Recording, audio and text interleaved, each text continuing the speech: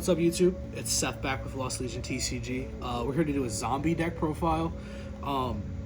I tried to incorporate elements of both the control and the combo build into this zombie build. This is much more of a fun build that I've been testing with, and I've been having a lot of fun with playing with my friends and online and with the rest of the team, and just been having a blast playing it. So I thought I'd bring it with you guys and see if maybe you guys would at least pretend to care about what I have fun with. We'll start with the main deck. 3 copies of Shiranui Solitaire. This card is one of your 2 normal summons. Attributes itself to summon a zombie tuner. You're going to summon Unizombie with it. Unizombie is your optimal normal summon. It is your starter. It starts, it gets your extenders into the graveyard. It does pretty much everything you want it to do. One of the cards you would like to put in the graveyard with it is one of your 3 copies of Mizuki. Mizuki banishes itself to resurrect a zombie. It's not once per turn. It's honestly insane. 2 copies of Doom King Ballardrock. You can get this out of the deck. You can get it comes back from the graveyard. Doom King is the 2nd best boss monster ever printed from a structure deck. Just behind the best boy, Ultimate Conductor. But Doom King is insane. That's no slight to Doom King.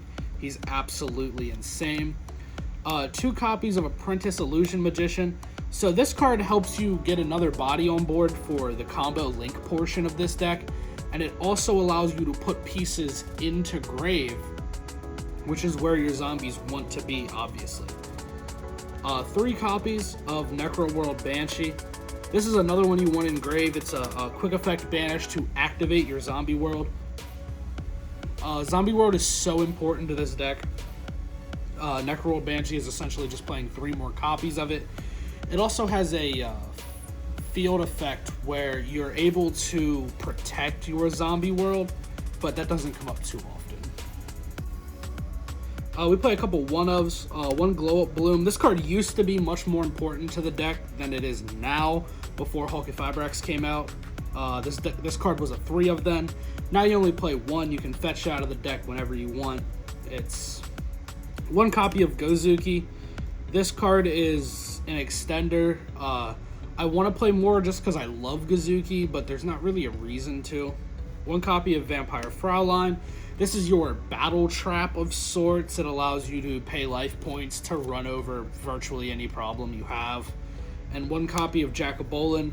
Jackabolin lets you snipe stuff from the graveyard. It comes up. All of these one-ofs you search when you need them, and when you don't, hopefully they stay in the deck.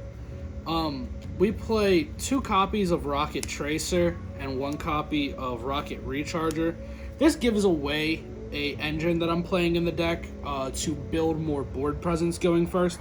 One of the big issues that zombies have is getting enough monsters on board to do the link plays that you would like to do.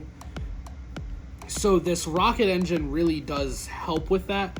And if you draw well, you can actually just use the rocket engine to an additional interruption going first. We play 1 copy of Artifact Scythe. This card's important to your bread and butter combo that you'll be doing most of the time to lock your opponent out of their extra deck. And to round off the monsters, we play 3 copies of Ash Blossom and Joyous Spring, the most generic hand trap in the game. On to the spell cards, we play 3 copies of Zombie World. This deck is nothing without its field spell. The field spell seems very simple, but it's actually a borderline floodgate in and of itself. The fact that you're able to turn all of your opponent's monsters into zombies can hurt a lot of strategies. A lot of decks want their cards to be what they are. Dinosaurs want to be dinosaurs. Drytrons want to be machines. It makes it a lot harder for decks, and decks have to work harder to get to their normal boards because they have to... Well, an average pilot sometimes just can't play around this card. 3 copies of Quick Launch. This is the card to get your rockets from your deck as an extender and an additional body on board. It's not once per turn. If you open 2 of them, you can use 2 of them. The card's nuts. And the 1 Boot Sector Launch for the combo.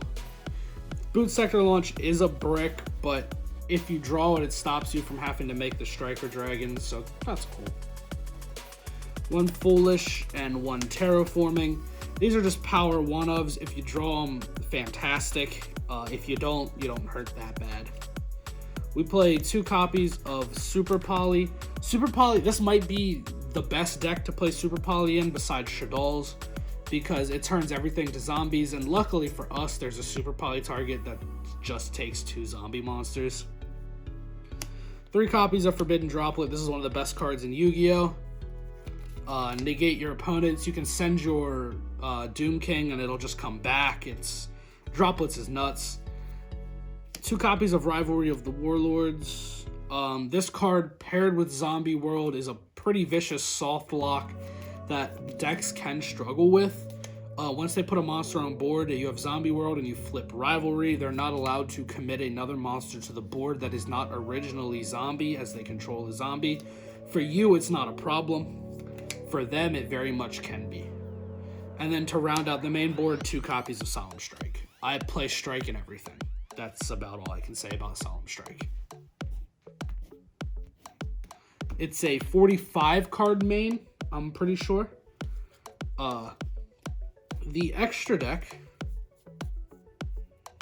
we're gonna play 1 copy of Link Karibo and 1 copy of Striker Dragon. These are our Link 1s. Link Karibo is for your glow-up bulb in your combo. Striker Dragon is for your tracer. Striker Dragon searches your Boot Sector Launch. It's what turns your quick launch into a 1-card Synchro 8. We play the 1 Vampire Sucker. This card is good, but I just think that there's better cards that we can make. Its draw comes up sometimes, because when you bring the Balladrock back, you get a draw. And you can actually trigger your Balladrock off of that to banish a problematic card. But you don't make Sucker as often as you make some of the other cards in the deck. 1 copy of Needle Fiber, Hulky Fibrax, Crystron Boy, whatever. He's to summon your Glow Up Bloom from your deck. He's an extender. You actually will end with him a lot of times, which most decks don't, because in this deck you're going to actually use his second effect, which again, most decks don't. We play 1 Phoenix and 1 Cerberus. Phoenix and Cerberus are both really good right now, actually. Link 2s lets you put a card in grave, pops problematic cards.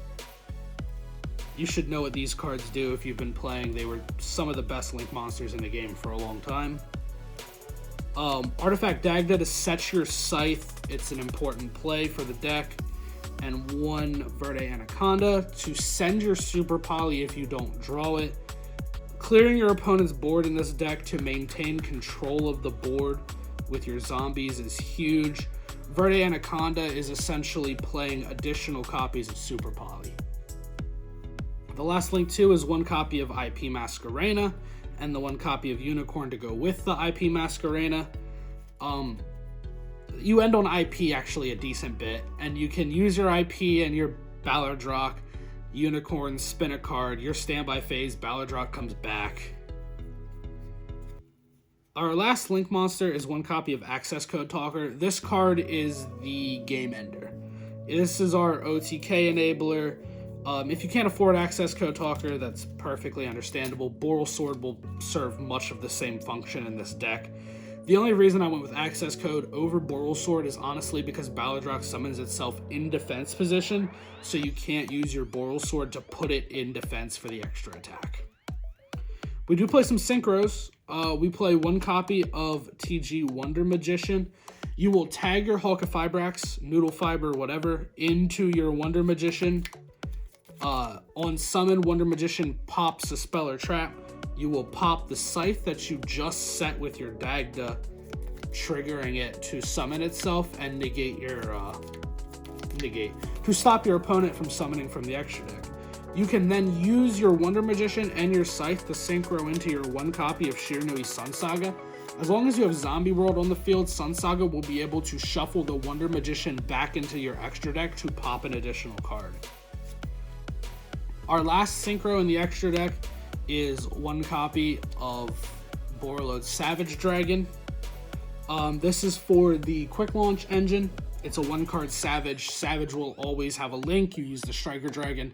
It's just an additional interruption that you can do going first if you choose to play this package. You don't have to play that package. If you don't, I would recommend playing more copies of this, which is your Dragon Necro Nether Soul Dragon. This is your super poly target. I only play the one because I'm trying out the Rocket package. If you don't want to play the Rocket package, just play 2 or 3 Dragon Necros, throw a second Vampire Sucker in, and then cut your Savage Dragon. You can also play an Omega to recycle your Mizukis. You can also play the Chaos Synchro. The quick launch engine does open up a lot of routes of play. This is just my take on it currently. You're free to play with the deck however you want to. Zombies are so versatile. The banning of Link Cross did kind of hurt them. They used to make Herald like every other combo deck in existence could with Link Cross, but you could also abuse Plague Spreader more. If you notice, I'm not even playing Plague Spreader in this build. It's because I just find the value that Glow Up Bloom generates to be so much more advantageous than what Plague Spreader would give you. That's it for my take on zombies this format. This could change. I might do an update once I settle on a build, but until then, leave us a comment, let us know what you want to see, and thanks for watching.